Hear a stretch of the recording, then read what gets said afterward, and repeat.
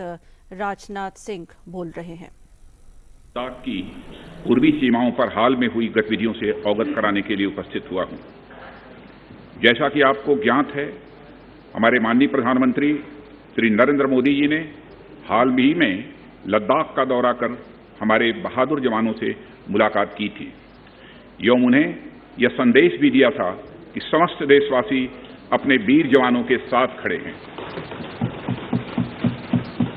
अध्यक्ष महोदय, मैंने भी लद्दाख जाकर अपने शूरवीरों के साथ कुछ समय बिताया है और मैं आपको यह बताना चाहता हूं कि मैंने उनके अदम्य साहस, शौर्य और पराक्रम को महसूस भी किया है। आप जानते हैं कि कर्नल संतोष बाबू और उनके 19 वीर साथियों ने अपनी मातृभूमि की रक्षा करते हुए अपना सर्वोच्च बलिदान दिया है। अध्यक्ष महोदय, कल ही सदन ने 2 मिनट मौन रखकर उन्हें अपनी श्रद्धांजलि अर्पित की है। सबसे पहले मैं संक्षेप में चाइना के साथ हमारे बाउंड्री इश्यूज के बारे में बताना चाहता हूं। जैसा कि सदन इस बात से अवगत है कि भारत एवं चीन की सीमा का प्रश्न अभी तक अनरिजॉल्व्ड है। भारत और चाइना की बाउंड्री का कस्टमरी और ट्रेडिशनल अलाइनमेंट चाइना नहीं मानता है। हम यह मानते हैं कि यह अलाइनमेंट वेल एस्टेब्लिश्ड भौगोलिक सिद्धांतों पर आधारित है, जिसकी पुष्टि न केवल ट्रीटीज और एग्रीमेंट द्वारा बल्कि हिस्टोरिक यूजेस के प्रैक्टिसेस द्वारा भी हुई है। इससे दोनों देश सदियों से अवगत हैं, जबकि चाइना यह मानता है कि बाउंड्री अभी भी औपचारिक रूप से निर्धारित नहीं है। साथ ही चाइना यह भी मानता है कि हिस्टोरिकल ज्यूरिडिक्शन के आधार पर जो ट्रेडिशनल कस्टमरी लाइन है, उसके बारे में दोनों देशों की एक अलग अलग व्याख्या है। दोनों देश 1950 एवं 1960 के दशक में इस पर बातचीत कर रहे थे, परंतु इस पर म्यूचुअली एक्सेप्टेबल समाधान नहीं निकल पाया। जैसा कि यह सदन अच्छी तरह अवगत है कि चाइना भारत की लगभग 38,000 स्क्वायर किलोमीटर भूमि का अनधिकृत कब्जा लद्दाख में किए हुए है।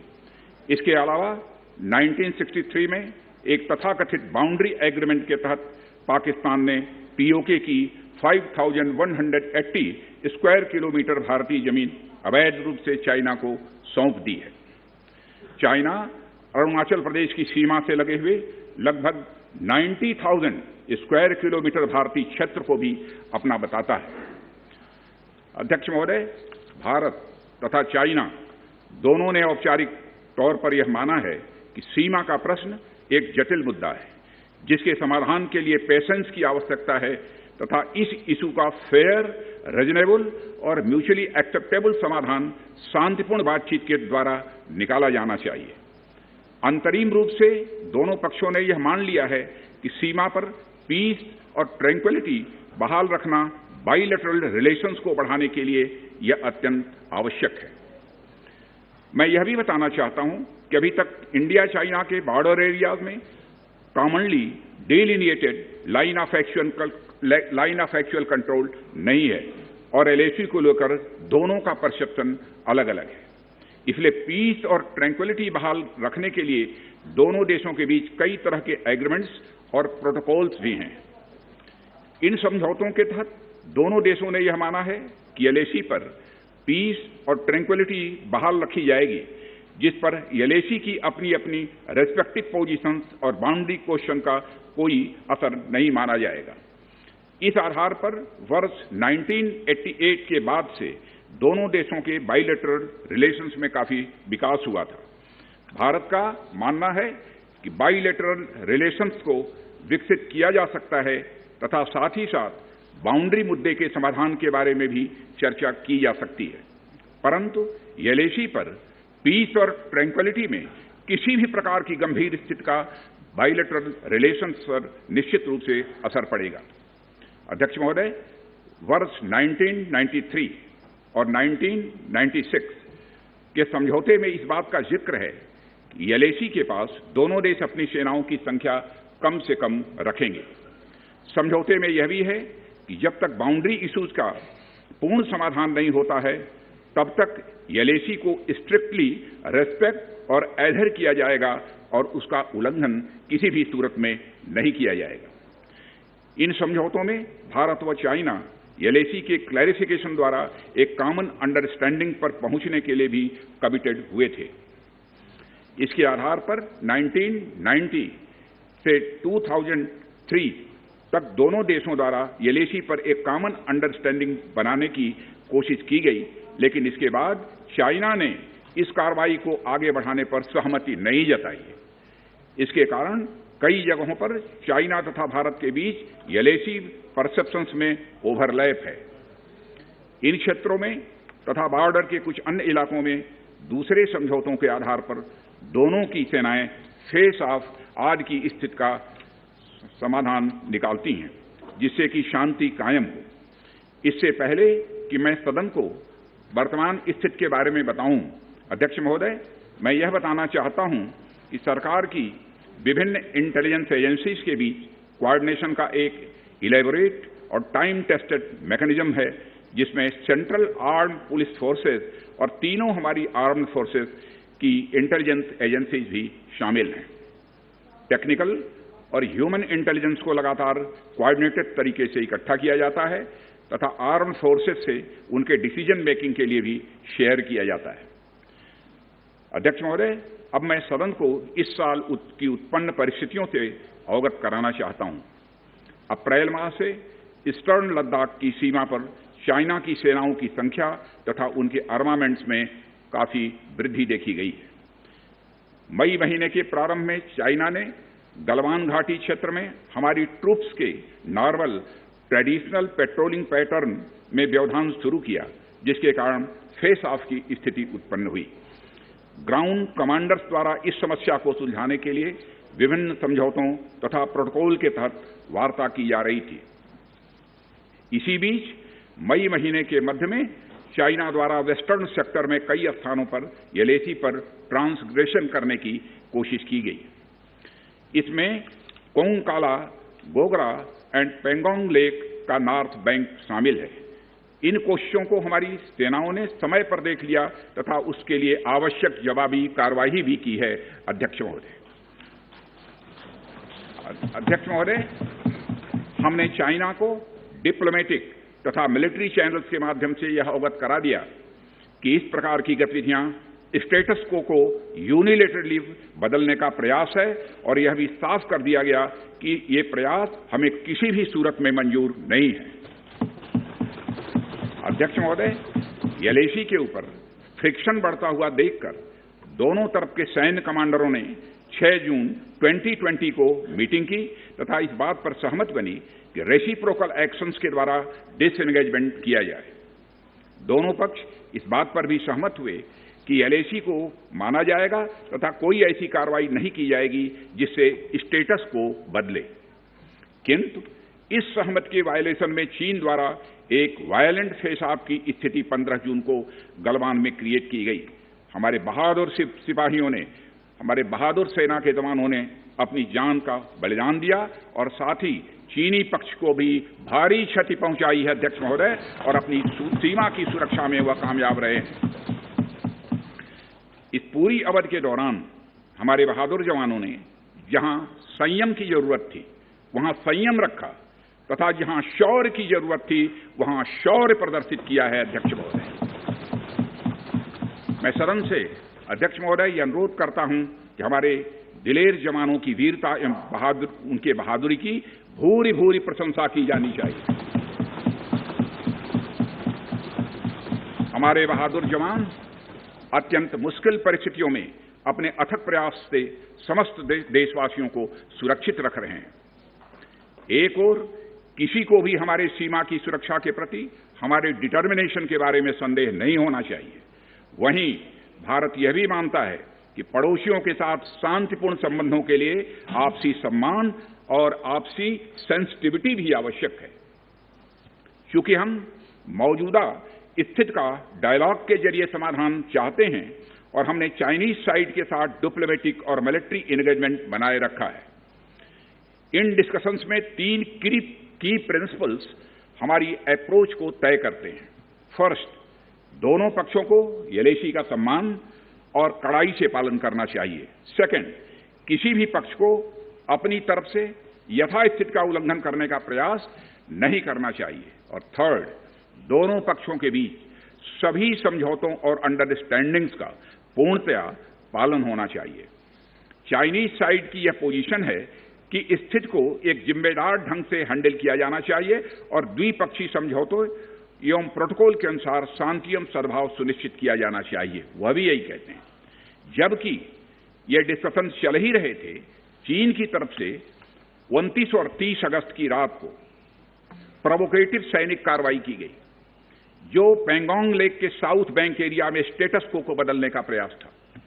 लेकिन एक बार फिर हमारी आर्म फोर्सेस द्वारा टाइमली और फॉर्म एक्शंस के कारण उनके प्रयास विफल कर दिए।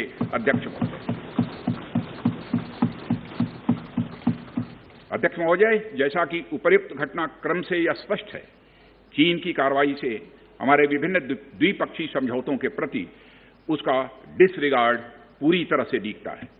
चीन द्वारा ट्रुप्स की भारी मात्रा में तैनाती किया जाना 1993 और 1996 के समझौतों का यह उल्लंघन है।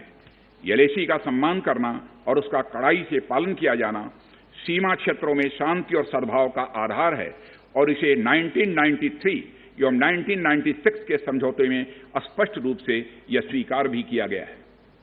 जबकि हमारी आर्म फोर्सेस इसका पूरी तरह से पालन करती हैं। चाइनीज साइड की ओर से ऐसा नहीं हुआ है। उनकी कार्रवाई के कारण एलएसी के आसपास समय समय पर फेस ऑफ्स और फ्रिक्शंस भी पैदा हुए हैं। जैसा कि मैंने पहले भी उल्लेख किया, इन समझौतों में फेस ऑफ की स्थिति से निपटने के लिए विस्तृत प्रोसीजर्स और नॉर्म्स भी निर्धारित हैं। तथापि इस वर्ष हाल की घटनाओं में चाइनीज फोर्सेस का वायलेंट कंडक्ट सभी म्यूचुअली एग्रीड नॉर्म्स का पूरी तरह से उल्लंघन है। अभी की स्थिति के अनुसार चाइनीज साइड ने एलएसी और अंदरूनी क्षेत्रों में बड़ी संख्या में सैनिक टुकड़ियां और गोला बारूद मोबिलाइज किया हुआ है। पूर्वी लद्दाख और गोगरा और कोंकला और पेंगोंग लेक का नॉर्थ और साउथ बैंक पर कई फ्रिक्शन एरियाज हैं। चीन की कार्रवाई के जवाब में हमारी आर्म फोर्सेज ने भी इन क्षेत्रों में उपयुक्त काउंटर डिप्लॉयमेंट्स किए हैं अध्यक्ष महोदय, ताकि भारत के सिक्योरिटी इंटरेस्ट को पूरी तरह से सुरक्षित रखा जा सके। अध्यक्ष महोदय, मैं सदन को आश्वस्त रहना चाहिए कि हमारी आर्म फोर्सेज इस चुनौती का सफलतापूर्वक सामना करेंगी और हमारी आर्म फोर्सेज साथ ही साथ जिस प्रकार की उनके द्वारा आज भी कार्रवाई की जा रही है, जिस प्रकार से सीमा की रक्षा की जा रही है, हम सबको हमारी आर्म फोर्सेज के ऊपर गौरव है अध्यक्ष महोदय, गौरव की अनुभूति होती है। अभी जो स्थिति बनी हुई है उसमें सेंसिटिव ऑपरेशनल इश्यूज शामिल हैं। इसलिए मैं इस बारे में ज्यादा ब्यौरा का खुलासा यदि करना चाहूं तब भी नहीं कर सकता हूं अध्यक्ष महोदय, यह हमारी एक सीमा है और मैं आश्वस्त हूं यह सदन हमारी इस सेंसिटिविटी को भी समझेगा। और अध्यक्ष महोदय, मैं कोविड-19 के चैलेंजिंग समय में हमारी आर्म्ड फोर्सेस और आईटीबीपी के तेजी से डिप्लॉयमेंट हुई हैं और उनके प्रयासों को एप्रिशिएट किए जाने की जरूरत है। और यह इसलिए भी संभव हुआ है क्योंकि सरकार ने पिछले कुछ वर्षों में बॉर्डर इंफ्रास्ट्रक्चर के विकास को काफी अहमियत दी है। सदन को जानकारी है कि पिछले कई दशकों में चीन ने बड़े पैमाने पर इंफ्रास्ट्रक्चर एक्टिविटी शुरू की है, जिनसे बॉर्डर एरिया में उनकी डिप्लॉयमेंट क्षमता भी बढ़ी है। इसके जवाब में हमारी सरकार ने भी बॉर्डर इंफ्रास्ट्रक्चर के विकास के लिए अपना काफी बजट बढ़ाया है, जो पहले से दोगुना से भी अधिक है। इसके फलस्वरूप बॉर्डर एरियाज में काफी रोड्स और ब्रिजेज भी बने हैं।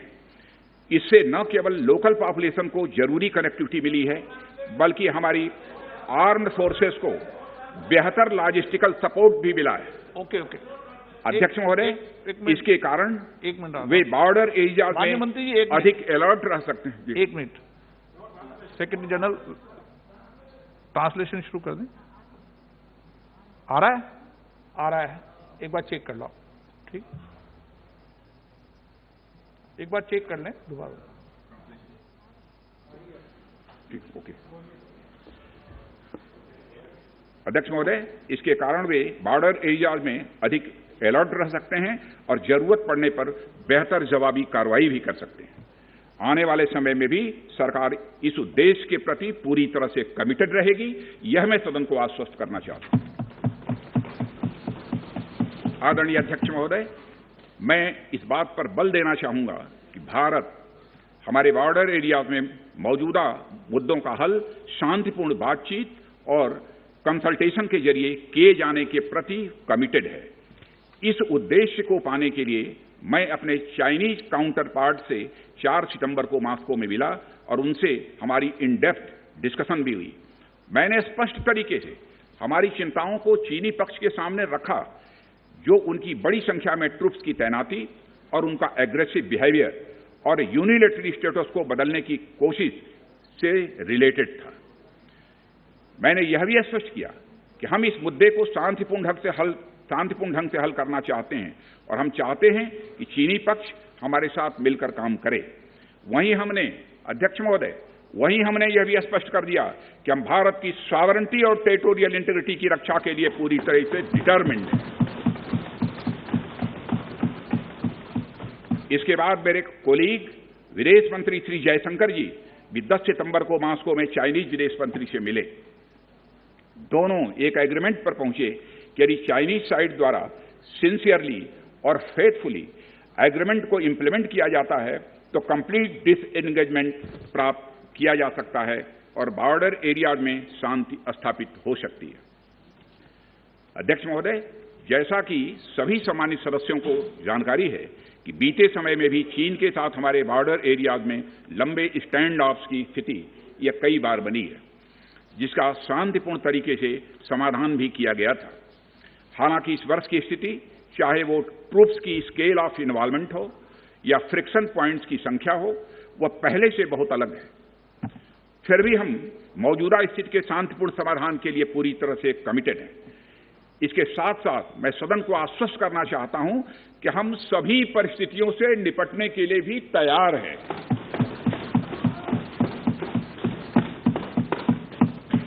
अध्यक्ष महोदय, इस सदन की एक गौरवशाली परंपरा रही है। दोहराना चाहता हूं अध्यक्ष महोदय कि सदन की गौरवशाली परंपरा रही है कि जब भी देश के समक्ष कोई बड़ी चुनौती आई है तो इस सदन ने भारतीय सेनाओं की दृढ़ता और संकल्प के प्रति पूरी अपनी एकता और भरोसा दिखाया।